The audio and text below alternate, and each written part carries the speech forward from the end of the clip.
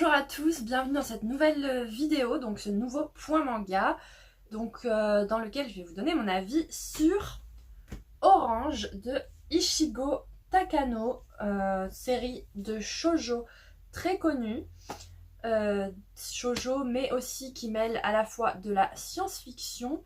Donc c'est une série en 5 tomes, 5 tomes, donc en 5 tomes l'histoire principale est terminée. Enfin, l'histoire est terminée en fait.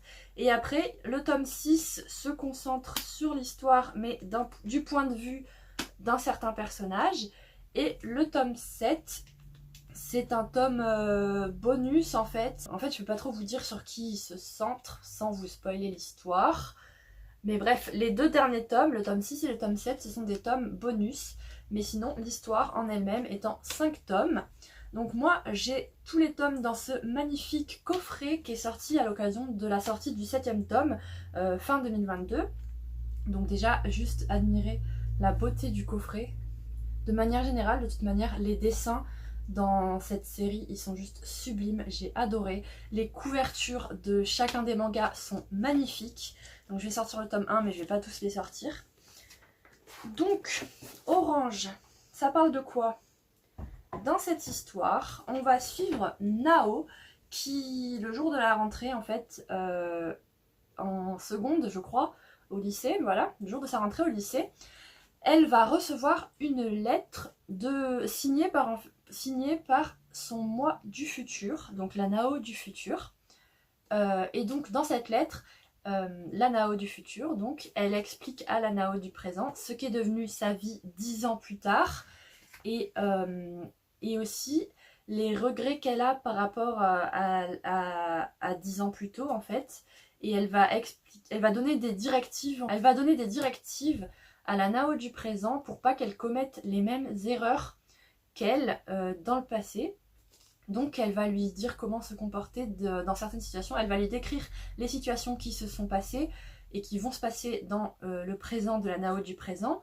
Donc la Nao du futur va lui raconter et va lui dire ce qu'il faudrait qu'elle fasse et comment il faudrait qu'elle se comporte pour pas qu'elle ait les mêmes regrets que la Nao du futur a actuellement concernant sa vie 10 ans auparavant. Je sais pas si vous avez tout compris, hein, mais de toute façon les récits de voyage temporel comme ça, c'est toujours très compliqué à résumer, mais quand vous le lisez, c'est très facile à comprendre. Donc Nao, elle va faire sa rentrée au lycée et au début elle va pas trop tenir compte de cette lettre, enfin, elle va se dire c'est quoi cette blague, enfin, elle la prend pas trop au sérieux. Elle va surtout se concentrer sur un nouvel élève qui vient d'arriver au lycée, qui s'appelle Kakeru et qui ne la laisse pas indifférente.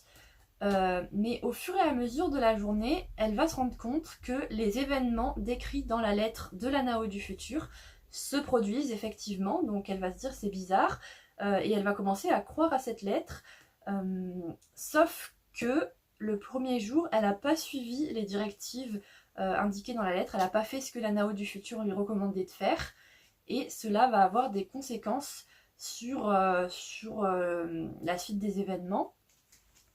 Donc c'est un peu compliqué à résumer, hein, je suis désolée, c'est un peu confus tout ça, mais dans l'ensemble c'est un roman qui parle d'amitié, qui parle de voyage temporel, et d'amour aussi forcément comme dans tous les shoujo, donc amitié, amour comme dans tous les shoujo, raconté de manière très poétique. Mais en plus de cela, on a tout cet aspect de voyage temporel, donc de science-fiction, avec des réalités parallèles qui peuvent se créer. En fait, en gros, changer le passé, donc quand la Nao du présent qu'on suit, la Nao du présent, va suivre les directives que lui a envoyées la Nao du futur, ça va changer le passé, mais ça ne va pas changer le présent qu'est en train de vivre la Nao du futur. Donc en gros, les actions que Nao va faire pour changer le passé de la Nao du futur, ça va pas avoir d'action sur le présent de la Nao du futur, mais ça va créer un futur parallèle en gros, et donc on va voir que les actions du passé, changer le passé, ça modifie pas le futur, mais ça crée des différents futurs parallèles. En gros, c'est ça tout l'aspect de science-fiction. Mais sinon, à part cet aspect science-fiction, on retrouve tous les trucs d'un shoujo de base, genre c'est assez tranche de vie, avec le personnage de Nao qui est assez timide, refermée sur elle-même, manque de confiance en elle, voilà, typique des shoujo. J'ai pas trop apprécié d'ailleurs le personnage de Nao, parce que justement je la trouvais trop timide, genre trop... Ouais, non, elle était un peu niaise aussi, donc j'ai pas trop apprécié le personnage de Nao. Mais sinon, tous les autres personnages, je les ai beaucoup aimés. Donc on suit une bande d'amis. Ils sont 3 filles et 3 garçons du coup. Donc ils sont 6. On suit cette bande de 6 amis, 6 lycéens, donc dans leur vie de lycéens. Et on va suivre Nao qui va essayer de suivre les directives de sa moi du futur, sauf qu'elle va pas trop y arriver parce que elle manque de confiance en elle, donc il y a certaines choses qu'elle va pas pouvoir réaliser. Et donc en même temps, on va suivre aussi la Nao du futur et donc le présent de la Nao du futur. Voilà, c'est deux temporalités qu'on va suivre. J'ai pas envie de vous spoiler, mais en même temps, c'est important de le savoir. Donc c'est un roman qui aborde des thématiques très fortes comme le deuil, la dépression, le suicide aussi, donc trigger warning pour suicide. Et voilà, donc deuil, regret, dépression, suicide, donc c'est très bien abordé, c'est très bien fait et c'est très mature dans le récit. C'est très bien construit parce que malgré ce truc de temporalité, de différentes temporalités et de futurs parallèles qui se développent, de trajectoires de vie parallèles, on arrive quand même bien à suivre, hein, vraiment. C'est bien ficelé, c'est original, les personnages sont tous attachants, ils sont tous différents dans la bande d'amis, ils ont tous leur personnalité à part entière et tout, ils sont vraiment tous intéressants. Le personnage de Nao, comme je vous ai dit, c'est celui qui m'a le moins plu, mais après je la déteste pas non plus.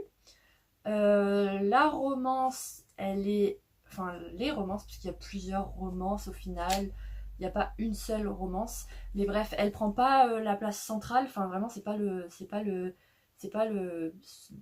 cœur du roman. Et elle est très longue à se mettre en place. Le cœur du roman, n'importe quoi, c'est pas un roman, c'est pas le cœur de l'histoire, voilà. Et elle est assez longue à se mettre en place. Les dessins, ils sont très beaux, j'ai beaucoup aimé. Les couvertures, mais alors les couvertures elles sont magnifiques. Regardez un aperçu des dessins. Donc voilà, ça aborde plein de thématiques et c'est quand même assez tragique, hein. C'est un shoujo, mais c'est pas un shoujo tout mignon, tout rose, tout bisounours, hein. Pas du tout, c'est plutôt dramatique, on peut le dire. Et ouais, ça pose la question des regrets, donc les questions de deuil, forcément, je vous dis pas le pourquoi du comment, mais c'est un très bon manga, ça m'a beaucoup plu, j'ai passé un très bon moment, je les ai binge-readés, j'ai tout enchaîné. Je vous recommande grandement de lire les 5 tomes. C'est un manga qui est court, mais en même temps, l'histoire est tellement riche pour si peu de tomes en fait. L'histoire elle est sur 5 tomes et pourtant elle est très riche et très bien construite en fait. Donc j'ai vraiment adoré. Et les 2 autres tomes, ils sont vraiment optionnels, vous n'êtes vraiment pas du tout obligé de les lire. Et donc voilà, je vous recommande grandement ce manga. Il n'a rien à voir avec tous les autres shoujo que vous pouvez rencontrer. C'est plus d'ailleurs un seinen avec tout cet aspect paranormal et tous ces questionnements qui sont très adultes. Donc voilà, c'est très mature, très adulte et ça peut être dur à lire par moments, mais c'est bien. Voilà, c'est le mot de la fin, c'est bien. C'est très bien même, c'est un très bon manga que je vous recommande grandement. Bon, ça suffit pour cet avis. J'espère que cette vidéo vous a plu, que ça vous a donné envie de découvrir cette série de mangas. Il y a un animé qui est sorti aussi, que j'ai pas vu parce que je regarde pas d'animé. mais je sais que ça existe, donc si vous aimez les animés et que vous préférez découvrir cette histoire sous ce format, pourquoi pas. Je crois qu'il y a un film aussi qui est sorti, mais qui diffère un peu des mangas, des 5 mangas, puisqu'en fait le film est basé sur le 6e manga, sur le 6e tome, donc le tome bonus, qui nous raconte l'histoire vécue par un certain personnage, voilà. Et le film a pris cette position-là, voilà. Et sinon, que dire de plus? Voilà, Orange, Ichigo Takano. Je pense que vous devez déjà tous connaître parce que c'est une série qui date pas d'hier, qui date de 2014 je crois. Je vous la recommande. Si vous avez l'opportunité d'avoir le coffret, je sais pas s'il en reste parce que c'était un coffret qui était quand même assez limité. Je vous conseille le coffret parce qu'il est vraiment super beau. Et donc si vous avez aimé, n'hésitez pas à mettre comme d'habitude un j'aime, un commentaire, à vous abonner. Et d'ici là, on se retrouve la semaine prochaine pour une prochaine vidéo. Salut!